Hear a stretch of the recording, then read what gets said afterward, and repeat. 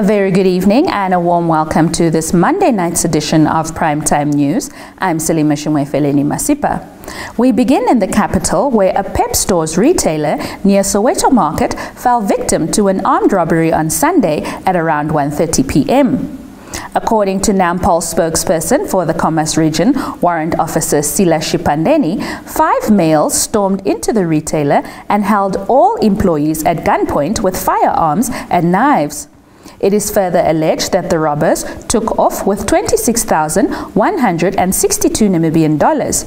No recovery or arrests were made thus far. Meanwhile, the Namibian police force have recorded 4 cases of culpable homicide, which include the deaths of 2 teenage brothers in Windhoek on Saturday. Isabel Bento filed this story. The 2 brothers, identified as 18-year-old Nathan Shikale and Cresley Shopala Shikale, in a crime report issued by the police on Sunday, reportedly collided head-on with a truck while they were traveling in an Audi sedan at about 12:30 on Sunday morning. The incident occurred along the Awas Road in Awas Valley, where the 2 died on the spot.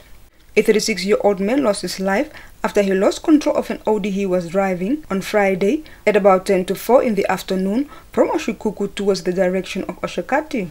The man, identified as Philo Aukongo, died on the spot after he allegedly tried to overtake at a blind spot while there was an oncoming vehicle. He lost control over the vehicle when he tried to avoid a head-on collision. 2 male passengers he was traveling with sustained serious injuries and were rushed to the Oshikuku Hospital and later transferred to the Oshakati State Hospital for further treatment. In a separate incident at Likolongo village in Msati region on Friday, a pedestrian, 46-year-old Herta Mondinanje Shivuto, was reportedly struck by a Honda Fit being driven from Okahau to Oshakati at around 800 hours.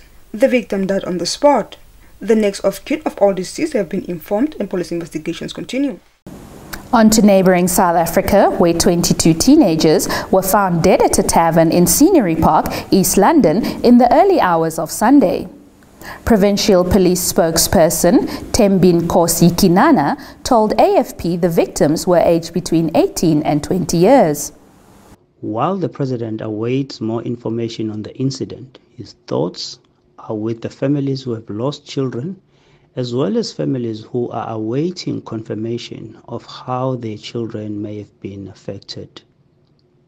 The president is, however, also concerned about the reported circumstances under which such young people were gathered at a venue which on the face of it should be off limits to persons under the age of 18. The president expects the law to take its course following investigations into the tragedy. This tragedy is made even more grave by its occurrence during Youth Month, a time during which we celebrate young people, advocate and advance opportunities for improved socio-economic conditions for the youth of our nation. Primetime News will keep you informed as more developments unfold. On to continental news. The chairperson of the African Union Commission, Musa Faki Mahamat, expressed his deep shock and concern at the violent and degrading treatment of the African migrants who were attempting to cross an international border. George Hendricks filed this story. At least 23 African migrants died in the latest drama on the doors of the European Union when around 2,000 mostly sub-Saharan African migrants approached the Moroccan border with a tiny territory at dawn on Friday. Melilla authorities in a statement said more than 500 people managed to enter the border control area after cutting a fence with shears. In a statement issued by the African Union Commission on Sunday, Mahamat called for an immediate investigation into the matter and reminded all countries of the obligation under international law to treat all migrants with dignity and to prioritize their safety and human rights while refraining from the use of excessive force. More than 20 migrants and 2 security force personnel remain in hospital Saturday in the city of Naidor and nearby Uja. When we return, NamPower inaugurates its first fully owned solar photovoltaic power station.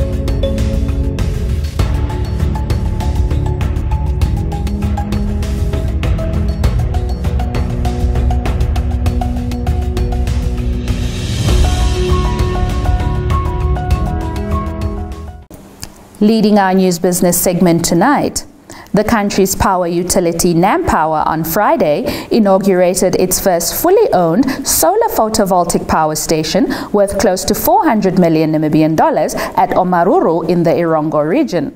Marco Ndlovu compiled the story. The renewable energy plant named the Ombaru PV Power Station has been operational since March 2022 and produces 20 megawatts while providing solar energy to 18,000 average housing units on a 24-hour basis throughout the year. Speaking at the inaugural event, Deputy Minister of Mines and Energy, Cornelia Shulunga, said the project is testimony to the strides being made by Namibia in transitioning to the use of renewable sources for energy supply. She added that Namibia is targeting 70% of its energy from renewable energy sources by 2030. NamPower's Managing Director, Kahenge Samson Halofu, said the Ombaru 20 MWPV power station will ensure a secure supply of a least-cost electricity supply mix through diversifying the local energy mix and increasing local generation capacity via the implementation of strategic generation projects. Official statistics on Saturday showed Zimbabwe's annual inflation rate quickened to 191.6% in June, more than doubling the consumer price increases of 2 months ago. Joy Gosses reports. Inflation, which was at 96.4% in April, crept up to nearly 200% as prices of cooking oil and bread are leaping higher as a result of Russia's invasion of Ukraine. Rising prices revive memories of hyperinflation seen more than a decade ago, when inflation spiraled so far out of control that the central bank in 2008 issued a $100 trillion note, which has now become a collector's item. The government then ditched the local currency and adopted the US dollar and the South African rand as legal tender. But in 2019, the government reintroduced the Zimbabwean dollar, which has rapidly been declining in value. Stay tuned for the sports news, but first the economics roundup, followed by the weather forecast.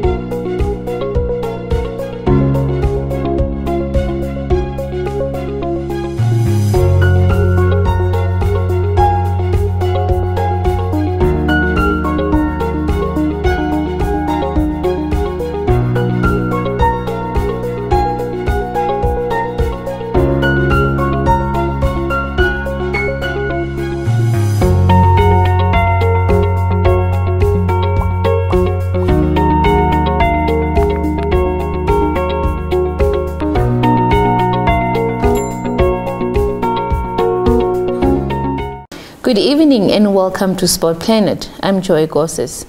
We commence with athletics. The Minister of Sport, Youth and National Service, Agnes Chongariro, has called on Namibian athletes competing in the Commonwealth Games to make use of the platform and assess themselves ahead of the 2024 Paris Olympic Games. Chongariro was speaking at the recently held Olympic Day celebration. The Commonwealth Games are scheduled for Birmingham, England from the 28th of July to the 8th of August 2022.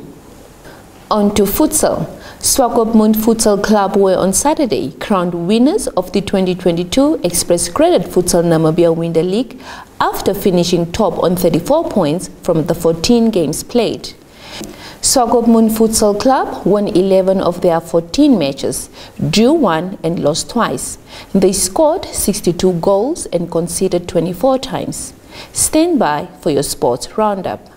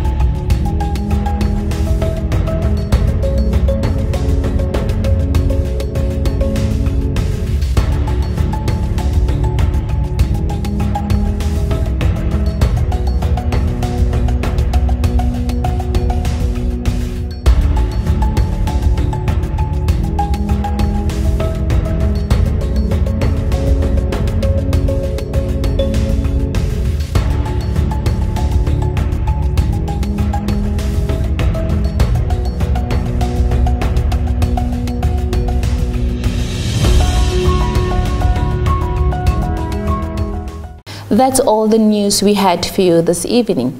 Many thanks for watching. If you are new to this channel, please subscribe, like, share and press the notifications bell to stay posted on the latest happenings locally and globally. Do join us tomorrow for yet another edition of Primetime News. From myself, Joy Gosses, and the entire production crew, it's good night.